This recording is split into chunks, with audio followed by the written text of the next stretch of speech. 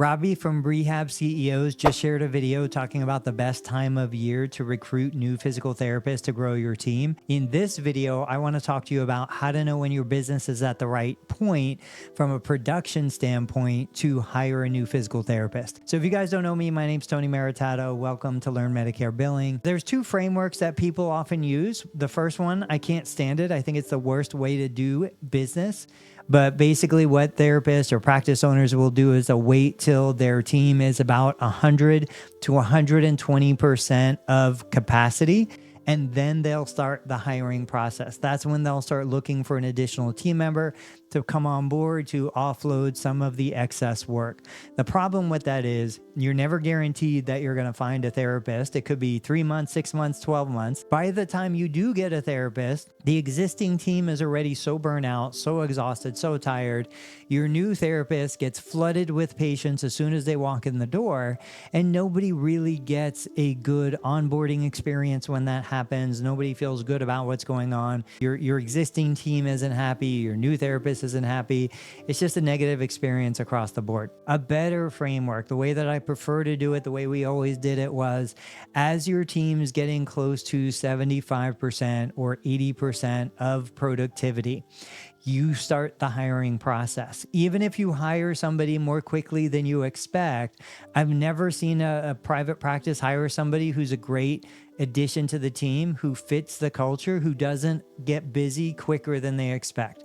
For me, I usually know that it's going to take me about a 12-week onboarding period. I'm going to lose money for the first 12 weeks, then I'll start to break even. Then hopefully by the end of the year, I'll start to turn a profit on any new hire, which brings me to a second topic that's worth discussing is how you look at any new physical therapist you're going to hire. They could either be looked at as an expense or as an investment. If they're an expense, it's going to be stressful. You're going to be frustrated. You're going to bring them on. You want them to be productive from day one. You're thinking about them as a functioning therapist. You're thinking they have a license. They don't need coaching. They don't need training, and they should start producing money, profit right from the beginning. But that's not the right way to look at it. That's not the way you grow a business. A business is about growing investments. So I know that if I'm going to hire a new therapist, and let's use round numbers to make the math easy. Let's say I'm hiring a new therapist at $100,000 a year.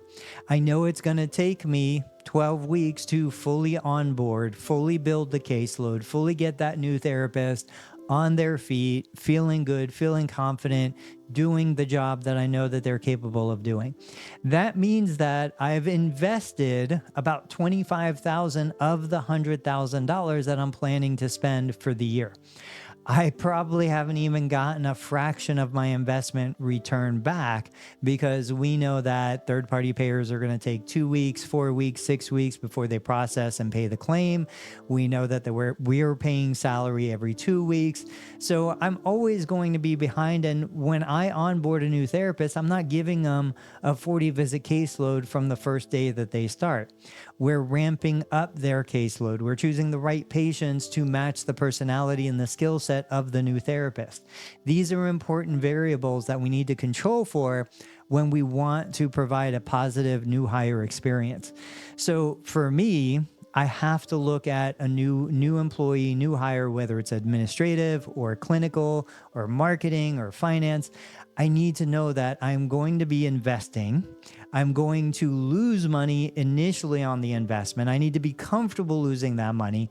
I might bring somebody on and 90 days in determine that this is not the right person for my team. I pretty much lost a $25,000 gamble, but if I bring them on, I bring them on right. They are a good fit for the team. They match the culture that we're trying to build.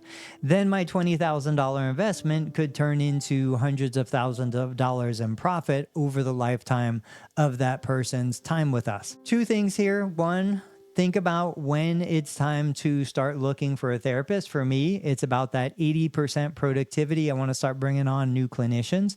And two, you think about how you perceive that new therapist. For me, it's an investment, not an expense.